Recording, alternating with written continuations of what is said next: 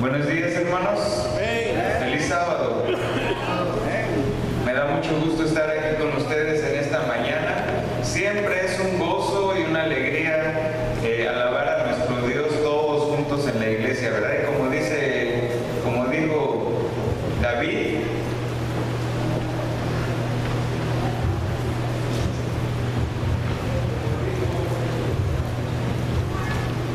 como dijo el rey David, yo me alegré con los que decían a la casa de Jehová iremos, ¿verdad? Le doy muchas gracias a Dios por la oportunidad que me da de estar aquí con ustedes. Déjenme les digo que este sábado es el último que estoy aquí, así que de paso me aprovecho para despedirme de ustedes. Y ya saben que siempre vuelvo, ¿verdad? A veces 2, 3 años, pero regreso. Así que espero estar por aquí en algún otro momento. Deseo que Dios les bendiga a cada uno de ustedes. Vamos a inclinar el rostro para iniciar nuestro estudio de la palabra en esta mañana. Querido Dios, vamos a abrir tu santa palabra y sabemos y confiamos en que tu Santo Espíritu la inspiró. Así que suplicamos que ese mismo Espíritu que la inspiró nos ilumine, nos dé sabiduría para poderla entender esta mañana. En Cristo Jesús lo pedimos. Amén. Vamos a abrir la Biblia allá en Mateo capítulo 24, por favor. Y antes de leer el versículo 24 de Mateo 24, déjenme les platico. Mateo 24 y 25 son 2 capítulos en los cuales nuestro Señor Jesucristo se le conoce como el sermón profético de Jesús. ¿Dónde lo predicó? Lo predicó solamente a 4 de sus discípulos, allá en el monte de los olivos o de las olivares, como dicen algunas otras personas, ¿verdad? Este monte se encontraba fuera de Jerusalén, y esa tarde donde estaba, cuando Jesús predicó este sermón, el sol se estaba poniendo y los rayos del sol pegaban en los muros y en los palacios de Jerusalén. Y así había era un panorama que si Jesús y sus discípulos hubieran tenido su smartphone, lo hubieran sacado y le hubieran tomado una foto, porque el paraíso el lugar era muy, muy admirable, muy bonito. El templo de Jerusalén tenía las paredes de mármol blanco y había otros palacios también donde el esplendor era muy bonito, así que los rayos pegaban ahí y brillaba, parecía como una perla grandota la ciudad de Jerusalén. Y entonces los discípulos estaban admirados viendo allá las ciudades del Monte de los Olivos. Allá en Monterrey, donde yo vivo, hay un mirador que se llama el Obispado, y desde ahí se ve toda la ciudad y mucha gente va a tomar fotos allá en la tarde. Más o menos el Monte de los Olivos era ese, como el Obispado allá en Monterrey. O aquí en California hay un museo por allá que se ve de un lado la playa y del otro la ciudad de Los Ángeles, ¿verdad? Así más o menos estaba el Monte de los Olivos, y ahí estaban los discípulos viendo el atardecer bonito, suspirando, orgullosos de ser judíos y de pertenecer a esa ciudad. Y de repente Jesús les dice: les aseguro que no quedará piedra sobre piedra que no sea derribada. Les está diciendo que ese lugar maravilloso, esa ciudad bonita, iba a ser ¿qué? Destruida. Y entonces los discípulos, ya aparte, 3 de sus discípulos en el versículo 3 de Mateo 24, se acercan a Jesús y le dicen a Jesús: Jesús, dinos por favor, ¿cuándo serán estas cosas? ¿Y qué señal habrá de tu venida y del fin del siglo? Y a partir del versículo 4, Mateo 24, todo el capítulo 24 y 25, Jesús se dedica a contestar esta pregunta de sus discípulos. Así que la pregunta de los discípulos tenía 2 sentidos. Primero le dicen: ¿cuándo serán estas cosas? Es decir, ¿cuándo se va a destruir el templo de Jerusalén? Y luego le dicen: ¿y qué señal habrá de tu venida y del fin del siglo?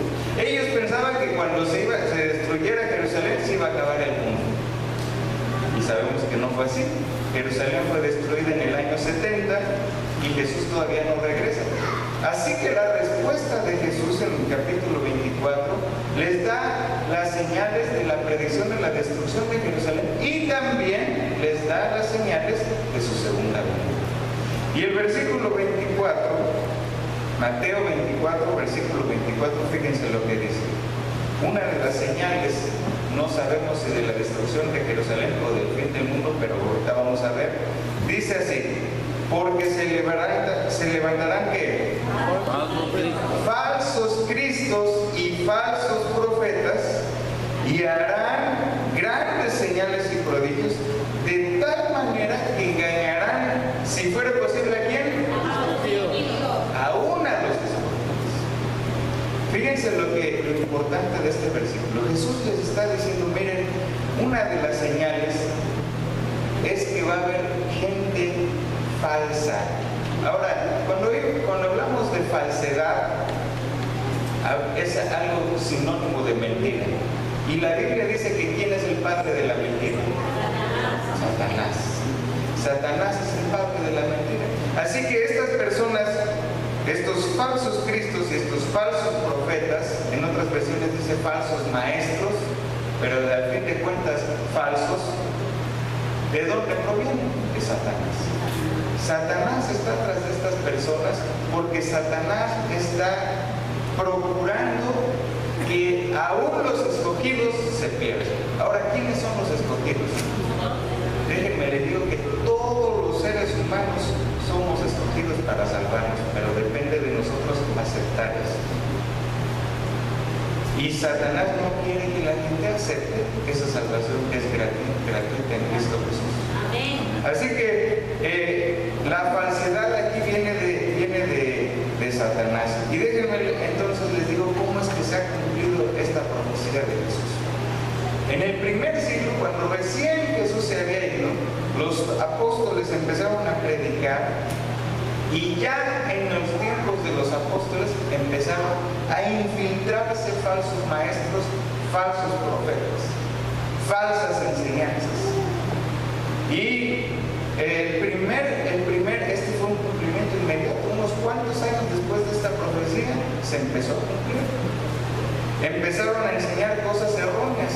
Y el primer grupo de personas que enseñó cosas erróneas se llamaban los judaizantes. Estas personas, los judaizantes, eran judíos que estaban acostumbrados a ir al templo, a matar su borreguito, a circuncidar a los bebés, a todas esas ceremonias que tenían desde el tiempo de Moisés, y querían que todas las personas siguieran con este tipo de ritos cuando Jesús ya había cumplido todo eso. Porque cuando un judío iba y mataba un borreguito, ¿a quién estaba simbolizando ese borreguito? A Cristo Jesús, que iba a morir en la cruz del Calvario. Por eso Juan dijo, cuando vio a Jesús, he aquí el Cordero de Dios que quita el pecado del mundo. Pero entonces estas personas, después de que Jesús había muerto, seguían queriendo que la gente matara borreguitos. Y los discípulos lucharon contra los judaizantes. Lo único que causaron estas personas fueron problemas en la iglesia apostólica, en la primera iglesia cristiana.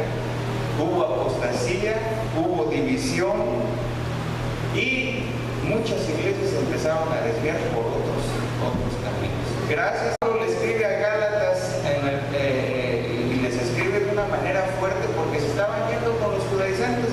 Y Pablo acababa de pasar por ahí, por Galacia, y les había predicado el evangelio, y ellos habían aceptado a Jesús, pero ahora los judaizantes lo estaban desviando otra vez, unos poquitos años después de que Pablo había estado ahí. Y entonces Pablo les escribió una carta, y ahí lo tienen ustedes en Gálatas. Y si ustedes pueden ver ahí Gálatas, de paso les digo, tengo muchas citas para darles, así que tengan su Biblia ahí al lado. Gálatas 1:6, fíjense lo que dice. Pablo les escribe a las iglesias de Galacia y les dice, fíjense cómo le dice Pablo: estoy maravillado de que tan pronto os hayáis alejado del que os llamó por la gracia de Cristo para seguir un evangelio diferente. ¿Cómo estaba Pablo?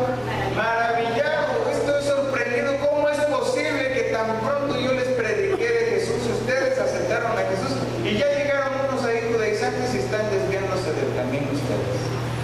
Y después les dice con palabras más duras en el capítulo 3, los versículos 1 y 2, Pablo les dice: oh Gálatas insensatos. ¿Qué es un insensato?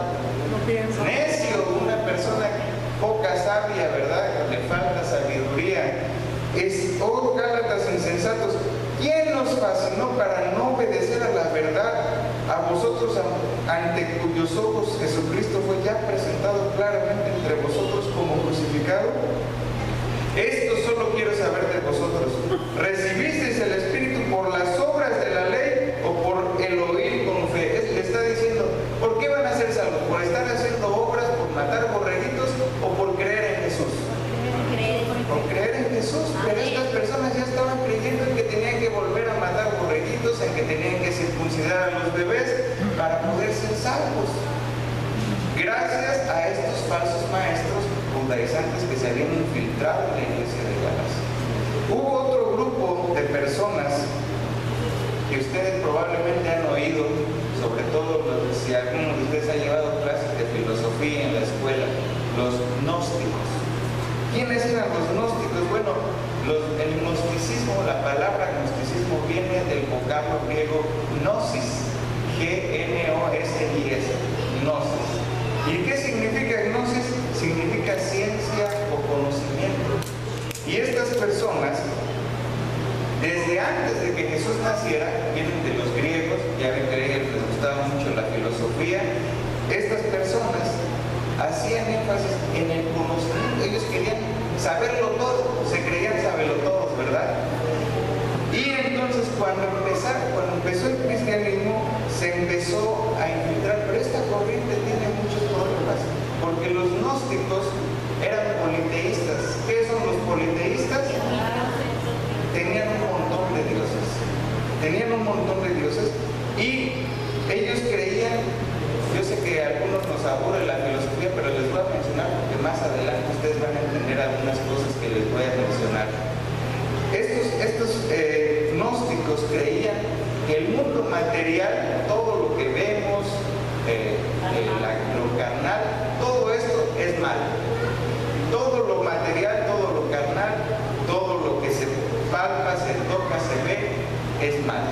Y solamente el espiritual, lo que no se ve, es lo bueno.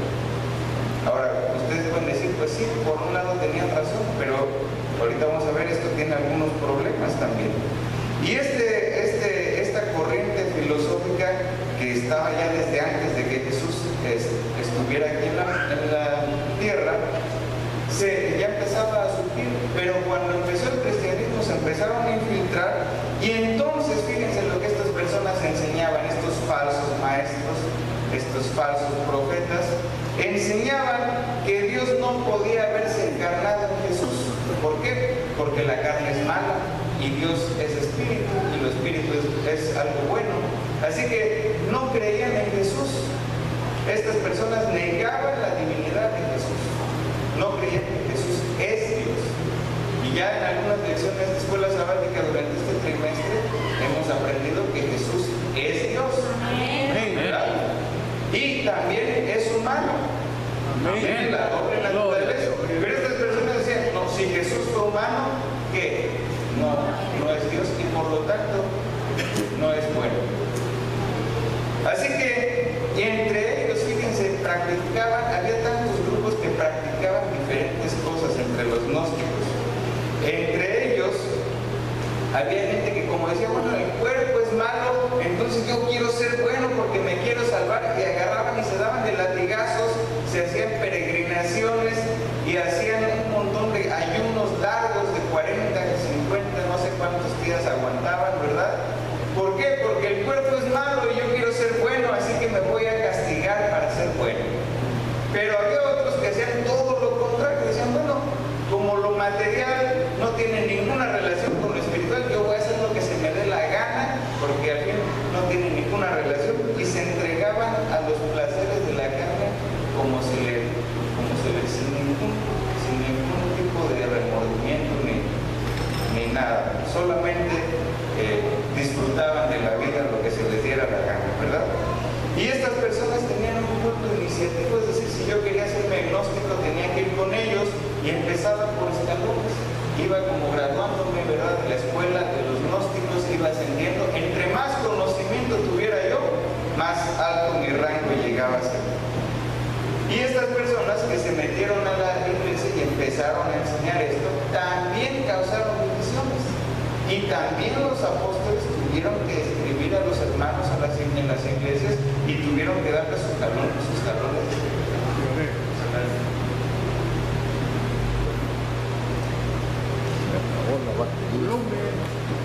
Se acabó la batería. Sí, bueno, ahí está.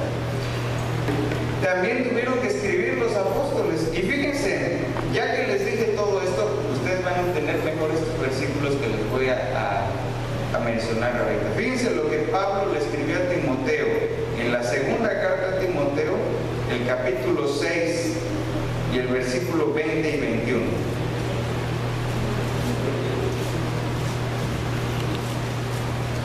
Acuérdense, tengan en mente lo que los gnósticos creían para que podamos entender estos versículos. Fíjense, segunda de Timoteo 6, 20 al 21 dice así: Oh Timoteo, guarda lo que se te ha encomendado. Segunda de Timoteo 6. ¿Es primera o es segunda? Primera tiene que ser. Oh, perdón, primera de Timoteo 6, 20 al 21. Gracias. Dice así: Oh Timoteo, guarda lo que se te ha encomendado, evitando las profanas pláticas sobre cosas vanas y los argumentos de la falsamente llamada ¿qué? Ciencia. ¿Qué les dije que era el gnosticismo? Ciencia. Ciencia. Así que Pablo le está diciendo a Timoteo: ten cuidado con esos gnósticos que se andan metiendo allá en la iglesia y tú sé firme en lo que has aprendido. Dice, evita todos estos tipos de vanas pláticas de la falsamente llamada ciencia. Vamos a ver un versículo más. Otro de los apóstoles que escribió a las iglesias amonestando a la gente y procurando que la gente aprendiera la verdadera enseñanza fue Juan. Vamos a primera de Juan, capítulo 4, versículos 1 al 3. Primera de Juan, capítulo 4, versículos 1 al 3. Juan era el discípulo amado y escribía con mucho cariño, pero también escribía lo que necesitaba escribir. Así que fíjense lo que dice él: Amados, no creáis a todo espíritu, sino probad los espíritus si son de Dios, porque muchos falsos profetas han salido por el mundo. En esto conoced el Espíritu de Dios. Todo espíritu que confiesa que Jesucristo ha venido en carne es de ¿quién? Dios. De Dios. Y todo espíritu que no confiesa que Jesucristo ha venido en carne no es de Dios. Y este es el espíritu de Anticristo, el cual vosotros habéis oído que viene y que ahora ya está en el mundo. Fíjense, Juan le dice a la iglesia: ya el espíritu del Anticristo ya está aquí, porque esos falsos maestros están enseñando que Jesús no vino en carne. Jesús no pudo haber sido Dios porque vino en carne, o si es carne, no es Dios. ¿Me explico? Entonces dice: probad a los espíritus, porque estas personas niegan que Jesús vino en carne. Y un último versículo también de Juan, pero ahora en el Evangelio según San Juan, el capítulo 1, Juan capítulo 1, versículos, vamos a leer el versículo 1 al 3 y luego el 14. Fíjense lo que dice Juan 1 al 3. Dice: en el principio era el Verbo, y el Verbo era con Dios, y el Verbo era Dios. Este era en el principio con Dios. Todas las cosas por Él fueron hechas, y sin Él nada de lo que ha sido hecho fue hecho. Y el versículo 14 dice: y aquel Verbo fue hecho ¿qué? Carne, y habitó entre nosotros. Así que ese Verbo, ¿quién es? Jesús, ¿verdad? Y vimos su gloria como del unigénito del Padre, lleno de gracia y de verdad. Juan le está diciendo aquí a los lectores: ese Jesús se hizo carne, ese Dios que por Él hizo todas las cosas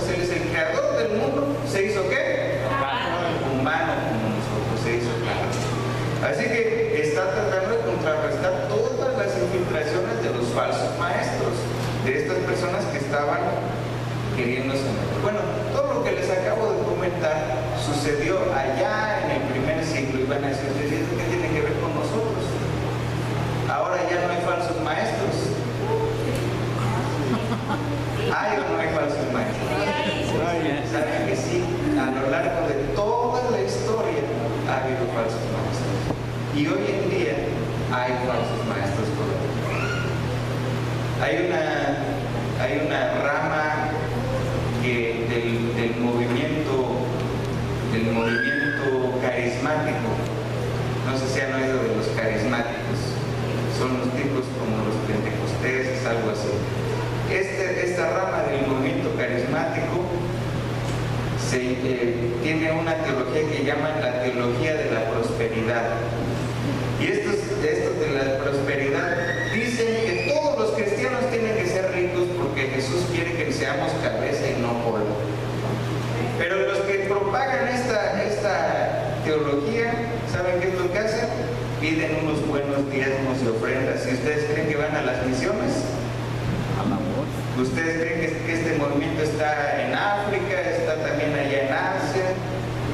Los pastores traen unos carrazos y ya quisiera uno, aunque sea de la mitad del precio de ellos, ¿verdad?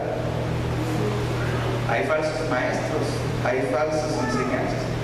Allá en el mundo ustedes se van a encontrar muchísimas falsas enseñanzas, pero lo más preocupante y lo que a mí me preocupa es que dentro de la iglesia adventista se están infiltrando los falsos maestros también. Y muchos de ellos vienen con raíces de allá del primer siglo. Tipo judaizantes, obviamente, no nos piden que matemos un borreguito porque ya eso sería algo exagerado, ¿verdad? Pero sí hacen énfasis en la salvación por obras muchos de estos judaizantes modernos, falsos maestros, que si no das el diezmo no te vas a salvar, que si no vienes a la iglesia no te vas a salvar, que si no vienes vestido así y asado a la iglesia tampoco te vas a salvar.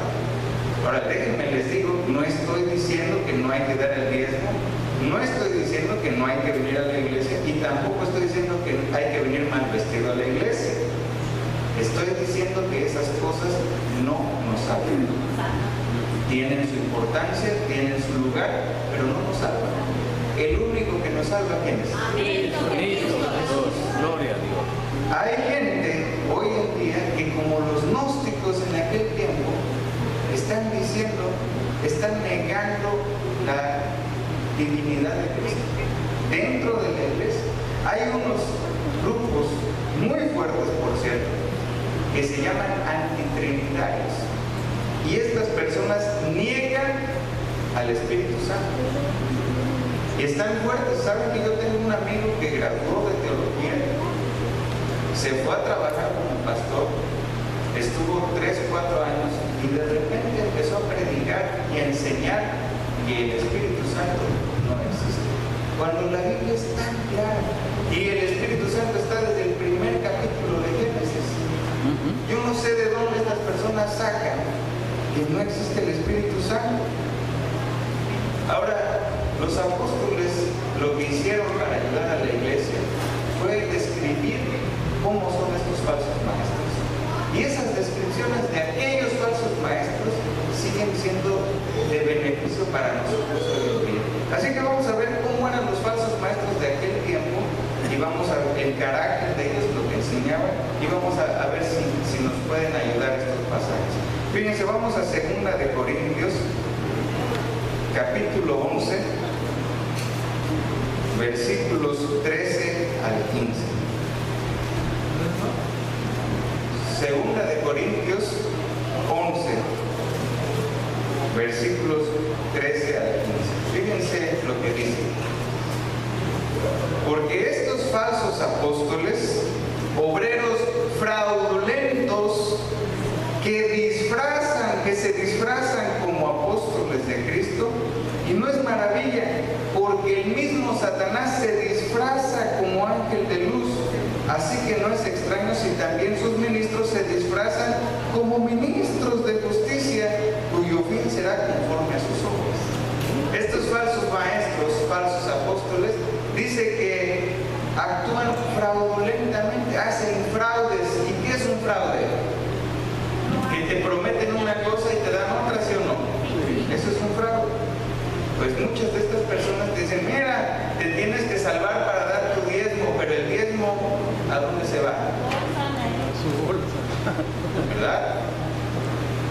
La iglesia adventista, déjenme les digo, que tiene el sistema del diezmo, lo tiene bien acomodado. Un porcentaje se va a las misiones, un porcentaje se va a la conferencia y otro porcentaje se queda en la iglesia local.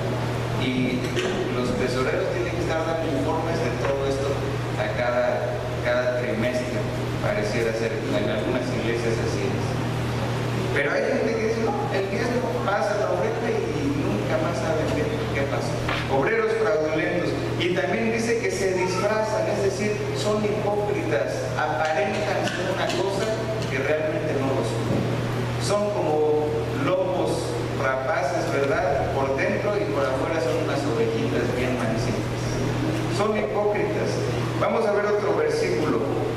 Segunda de Pedro, esta fue la lectura bíblica, segunda de Pedro, capítulo 2, versículos 1 al 3.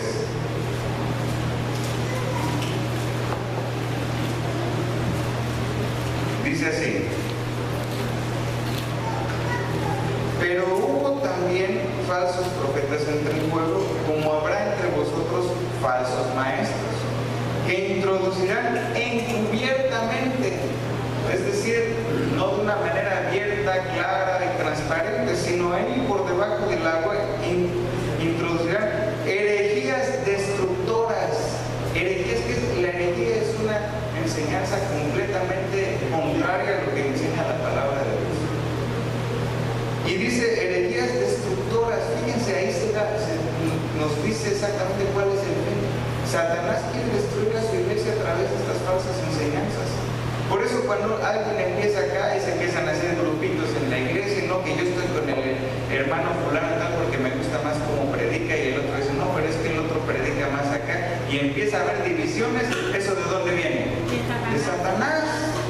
Aquí dice que son herejías destructoras, y aún negarán al Señor que lo rescató, atrayendo sobre sí mismos destrucción repentina, y muchos seguirán sus disoluciones, por causa de las cuales el camino de la verdad será blasfemado. La blasfemia es atribuirse solamente características que le pertenecen a Dios. Por ejemplo, el perdón de los pecados. ¿Quién puede perdonar pecados? Solamente Dios. Y dice, y por avaricia harán mercadería de vosotros con palabras fingidas. Es decir, estas personas son ávaras, les gusta el dinero, les gusta tener cosas y hacen negocio con la religión. Sobre tales, ya de largo tiempo la condenación no se tarda, su perdición no se duerme, dice segunda de Pedro. Y un versículo más, primera de Timoteo 4, 1 al 3. 1 al 3.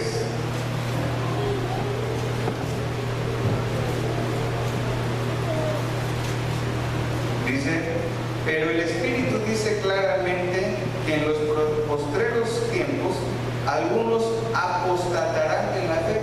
¿Qué es apostasía? Es darle la espalda a Dios y salirse de la iglesia completamente, ¿verdad? Y no querer nada, no tener conciencia, no tener la habilidad de escuchar la voz del Espíritu Santo. Escuchando a espíritus engañadores y a doctrinas de demonios. Fíjense lo que dice aquí, estas doctrinas son de demonios. Por la hipocresía de mentirosos que teniendo cauterizada la conciencia, es decir, ya no sienten nada.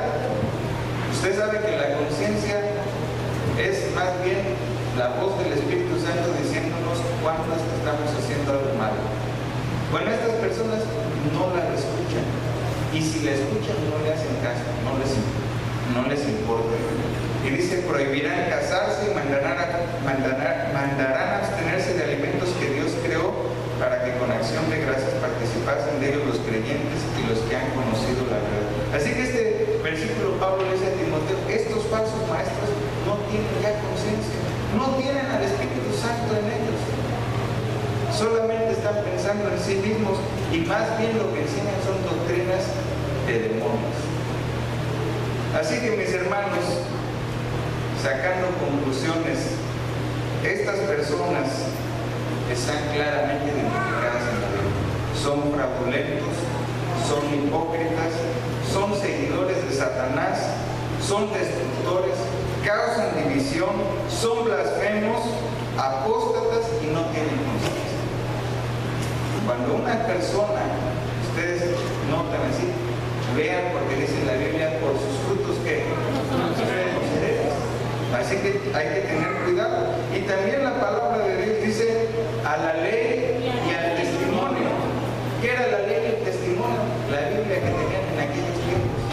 Si no dijeran conforme a esto, es decir, si los maestros, si los predicadores, si la persona que está enseñando algo no dice conforme a la palabra de Dios, es porque no le ha que no está en la luz, está en tinieblas. Y estas personas, mis hermanos, la Biblia los desenmascara. Así que, ¿qué tenemos que hacer nosotros? Estudiar la palabra de Dios. Si nosotros estudiamos la palabra de Dios, no vamos a ser engañados ni por ellos ni por el mismo Satanás. Porque la palabra de Dios, dice el Salmo 119, 105, es una que lámpara a mis pies y lumbrera a mi camino.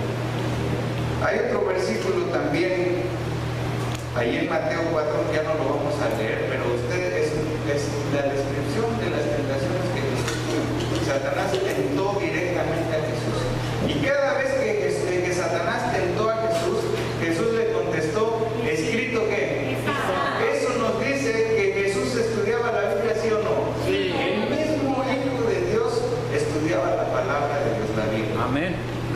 Y nosotros, que somos humanos, débiles, pecadores, pasa el día entero y a veces ahí leemos un capítulo y híjole, ya fue muy bueno, ya un capítulo ya hice. Pasan 2, 3 días, ay, no he estudiado mi Biblia, voy a estudiarlo otra vez. Y ahí hablamos un salmo, el Salmo 23, que ya no lo sabemos de memoria, ¿verdad? Bueno, ya nos sentimos tranquilos porque abrimos la palabra de Dios. No, mis hermanos, Jesús dijo escudriñar las Escrituras. Escudriñar no es nada más darle un repasón ahí y ya leerlo de siempre. Escudriñar es profundizar, que no nos queden dudas, que podamos entender y al final de nuestro estudio preguntarnos ¿qué me quiso decir Dios a través de esta lectura? Si ustedes no pudieron contestar esa pregunta, su estudio no sirvió de mucho. Si ustedes terminando su estudio, ¿qué me quiso? Me dijo esto y esto y esto. Y probablemente saben que la palabra de Dios es una bendición, porque a veces estamos pasando por situaciones difíciles en la vida y la palabra de Dios en esos momentos difíciles de repente, como quien dice, nos prende el foco y dice, esto no había pensado. Pero hay que abrir la Biblia. También en Efesios 6, Pablo dice que no tenemos lucha contra qué. Esos falsos maestros, falsos profetas y personas que enseñan cosas erróneas, ese no es el problema. El problema de raíz es un problema más grande. Es Satanás que está detrás de ellos. Y nosotros a esas personas las podemos correr de la iglesia, les podemos prohibir que prediquen aquí al frente, les podemos quitar el cargo porque están enseñando mal la escuela sabática, pero se van a otra iglesia y hacen lo mismo y después viene otra. Detrás de esas personas está Satanás, y a Satanás no lo podemos correr así como lo corremos a estas personas. Dice, no tenemos lucha contra sangre y carne. Y dice, por lo tanto, ármate, agarra la armadura de Dios. Y una de las armas del soldado cristiano, dice Efesios, dice, toma la espada del Espíritu, que es que la palabra de Dios. La palabra de Dios es la espada con la que vamos a poder vencer al enemigo. Y justamente Pedro, antes de haber hablado acerca de los falsos profetas y de los falsos maestros, ahí en segunda de Pedro, nuestra lectura bíblica, fíjense lo que dice segunda de Pedro, capítulo 1, versículo 19.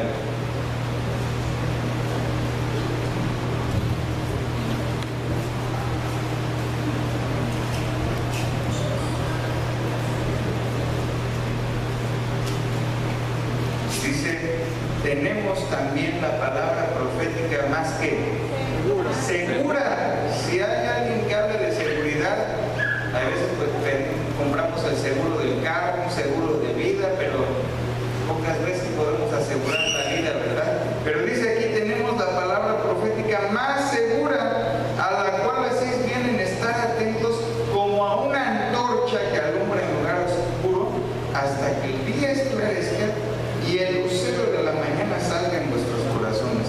Entendiendo primero esto, que ninguna profecía de la Escritura es de interpretación privada, es decir, cualquier persona que le pide con oración al Espíritu Santo sabiduría puede entender las profecías de la Biblia. Amén. Porque nunca la profecía fue traída por voluntad humana, no fue un capricho humano, dice, sino que los santos hombres de Dios hablaron siendo que inspirados por el Espíritu Santo. Así que vale la pena estudiar la Biblia. Amén. Ahora, para terminar, yo les quiero hacer una pregunta. ¿Por qué será? Yo soy adventista desde que estoy en la panza de mi mamá y amo a la iglesia adventista. Gloria a Dios. Y cuando yo noto estas cosas que están pasando en la iglesia, divisiones, falsas enseñanzas, falsos maestros, me pregunto ¿por qué Dios permite estas cosas? ¿Por qué Dios deja que haya falsos maestros y gente? Cuando mi amigo que les contaba supe de esta noticia, a mí en vez de enojarme me dio tristeza. ¿Por qué un muchacho así, si Dios iba a permitir que se lo confundieran y, como decimos vulgarmente, le lavaran el cerebro, ¿verdad? Y se saliera? ¿Por qué? ¿Saben qué, mis hermanos? Dios quiere probar a su pueblo. Dios quiere que aquí estén las personas que realmente están arraigadas en la palabra de Dios. Amén. Y una persona que se deja engañar es porque no está firme en la palabra de Dios.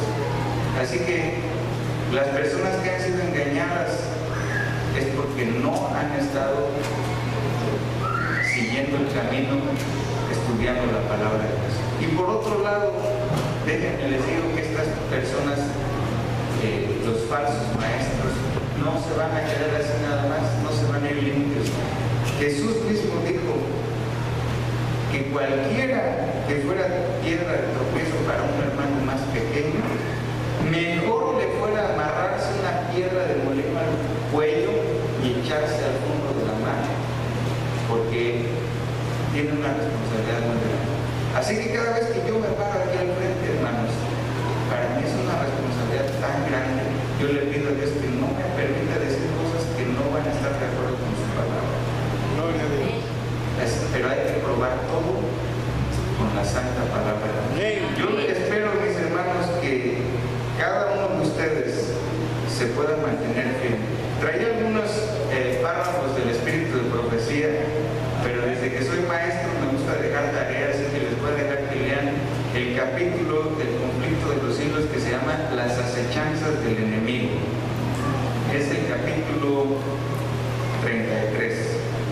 Las acechanzas del enemigo. Ahí van a poder encontrar más de cómo actúan estos falsos maestros y cómo podemos mantenernos firmes hasta que Jesús venga. Ese es mi deseo.